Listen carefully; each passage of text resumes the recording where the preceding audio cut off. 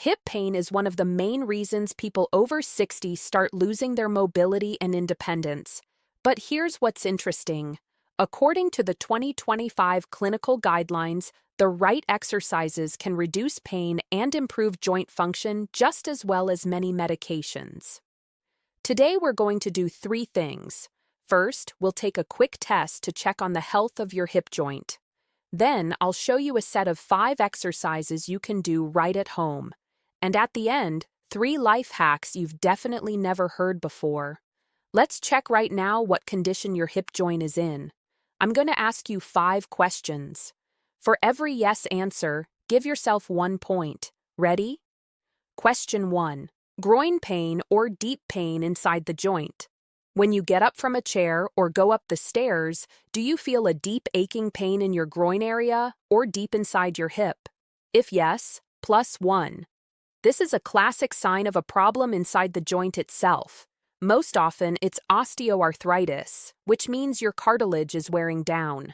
Question 2. Pain on the side of your hip, especially at night. Does it hurt to lie on your side at night?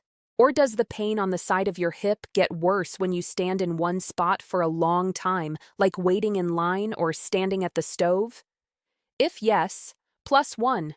This is a typical sign of bursitis, inflammation of the cushioning sac on the side of the joint. The good news is that bursitis responds to correction much more easily than arthritis. Question 3. When you wake up in the morning, does it take you more than 15 minutes to loosen up? If yes, +1. Some morning stiffness up to 15 minutes is normal for your age, but if it's longer, that's a signal that there's an inflammatory process going on inside the joint, and your body needs time for the joint fluid to warm up. Question 4. Has it become harder for you to bend down to put on your socks or tie your shoelaces? +1. This points to a loss of range of motion in the joint, especially internal rotation of the hip. This is one of the earliest signs of hip osteoarthritis that people often ignore. Question 5. Clicking or grinding in your hip.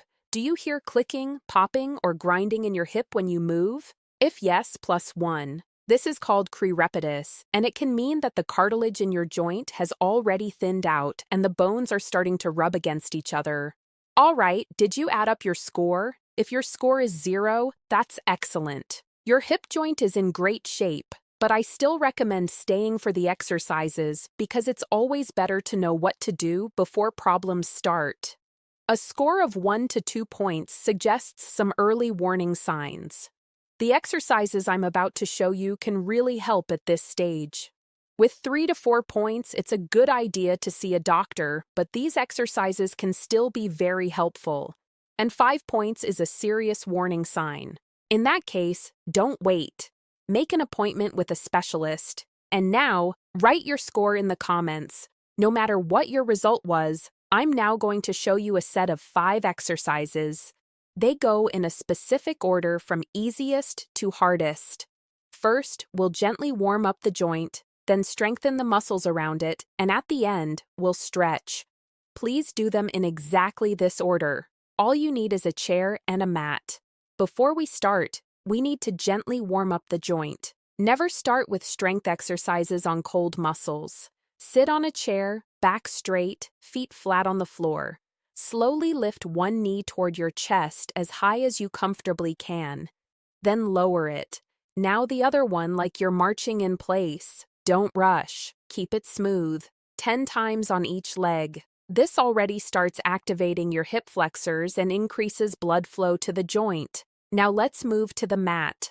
The first strength exercise is the bridge. Why this one? When your glute muscles are weak, all the load from walking falls directly on the joint and on your lower back. It's like carrying a heavy bag on just one finger instead of your whole hand. Starting position. Lie on your back. Bend your knees and place your feet flat on the floor about hip-width apart. Arms rest alongside your body, palms down. Your heels should be close enough to your glutes that you can almost touch them with your fingertips. Now the movement. As you exhale, squeeze your glutes and slowly lift your hips upward. Imagine peeling your spine off the floor, one vertebrae at a time. First, the lower back, then the mid-back. Lift until your body forms a straight line from your shoulders to your knees. Hold at the top for 3 to 5 seconds, continuing to squeeze your glutes. Then lower yourself back down just as slowly, vertebra by vertebra. Important details. First, don't arch your lower back at the top. Don't push your hips toward the ceiling. The line from shoulders to knees should be straight. Second, press through your heels, not your toes. This activates the glutes much better. Third, if you feel your hamstrings working more than your glutes, scoot your feet a little closer to your body. Do 10 reps. The pace should be slow, about 3 seconds up, 3 to 5 second hold, 3 seconds down. No rest between reps. Lower your hips and go right into the next one. Exercise 2, clamshell. Stay on the mat. The clamshell is one of the most effective exercises for people who have pain on the side of the hip. It strengthens the external rotators without loading the joint itself. It's even used after hip surgeries. Starting position. Lie on your side. Rest your head on your lower arm or on a pillow. Keep your neck relaxed. Bend your knees to about 45 degrees. Feet together. Important. Your entire body from head to heels should be in one straight line. A lot of people let their hips roll backward. Watch out for that. Without separating your feet, slowly open your top knee upward like a clamshell opening. Open as far as you can, but no jerking and no pain. You should feel the work in your glute area on the side. Hold at the top for 2 to 3 seconds, then slowly lower your knee back down. Common mistakes. Number 1, your hips roll backward as you lift the knee. Imagine there's a wall behind your back. Your back shouldn't come away from it. Number 2, your feet come apart. They should stay glued together throughout the entire movement. Number 3, going too fast. Go slow. Count to 2 on the way up and 2 on the way down. Do 10 to 15 reps on one side, then flip over and do the same on the other. Exercise 3, side-lying leg raise. Now it gets a bit harder. This exercise targets a muscle you've probably never heard of, the gluteus medius. It's responsible for stabilizing your pelvis with every single step you take. When it's weak, your pelvis wobbles, the joint gets overloaded, and your fall risk shoots up. A Japanese study showed that the loss of this particular muscle is the strongest predictor of losing independence in older adults. Starting position. Stay on your side, but now straighten your legs. Place your lower arm under your head and your upper hand on the floor in front of you for support. Your body should be stretched out in one line. A common mistake is lying in a banana shape curled forward. Straighten out completely. Slowly lift your top leg upward, but no higher than 30 to 45 degrees. This is important. If you go higher, a completely different muscle takes over, and the whole point of the exercise is lost. Your toes should point slightly down toward the floor, not up. This small detail makes a big difference in which muscle is actually working. Hold at the top for 3 seconds, then slowly lower. Key points. Don't let your torso roll backward. That's the most common mistake. If you feel yourself tipping back, press your top hand into the floor in front of your chest. The movement should go straight up, not forward and not backward. Imagine you're standing between 2 walls and can only move your leg up and down. 10 reps on one side, then switch and do the same on the other. If 10 feels easy, work your way up to 15. Exercise 4, standing hip extension. Time to stand up. This exercise is closer to how we actually move in real life. It strengthens your hip extensors and trains your balance. You're standing on one leg, just like when you walk. Starting position. Stand facing the back of a chair and hold on with both hands. Feet hip-width apart. Your standing leg should be slightly bent at the knee. Don't lock it out. Back straight, eyes forward. Slowly extend one leg straight back behind you, keeping the knee straight. You don't need to go high. About 6 to 8 in off the floor is plenty. The movement comes from the hip, not the lower back. That's the key. Hold for 3 seconds, then slowly bring it back. Don't set your foot all the way down between reps. Let it lightly touch the floor and go right back. The most common mistakes. Number 1, your torso leans forward.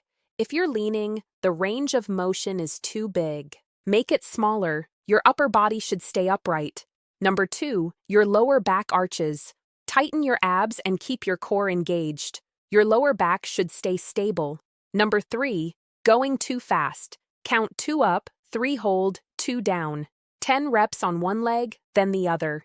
If balance is tricky at first, hold on to the chair firmly. Over time, try holding on with just one hand, then just your fingertips. Exercise 5, standing hip flexor stretch. We're finishing with a stretch. If you sit a lot, the muscles at the front of your hip get shorter over time. They pull your pelvis forward, creating extra pressure on the joint and on your lower back. Clinical guidelines say that as mobility improves, stretching helps you hold on to the gains you've made. Starting position, stand up.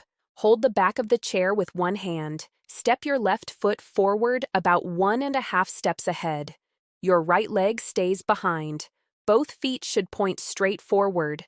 Slightly bend your front knee and let your hips sink down and gently forward. You should feel a stretch at the front of your right hip, right where the thigh meets the groin. That's exactly the muscle that gets shortened from sitting. Don't push hard. The stretch should be noticeable but comfortable. No pain. Hold this position for 30 seconds. Breathe calmly. Don't hold your breath. With each exhale, you can deepen the stretch just a little bit. Then carefully return to the starting position and switch legs. Now the right foot is forward and you're stretching the left hip.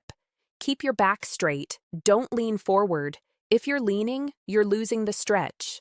And second, your front knee shouldn't go past your toes. If it does, take a wider stance. And now the part that many of you will stay till the end for 3 practical life hacks for every day. Life hack 1, pillow between your knees at night. If it hurts to sleep on your side, try placing a pillow between your knees. But here's the detail nobody mentions. The pillow shouldn't be thin and soft. A thin pillow collapses within the first hour of sleep. Your knees touch again, and there's no point. Find a firm, thick, solid pillow at home.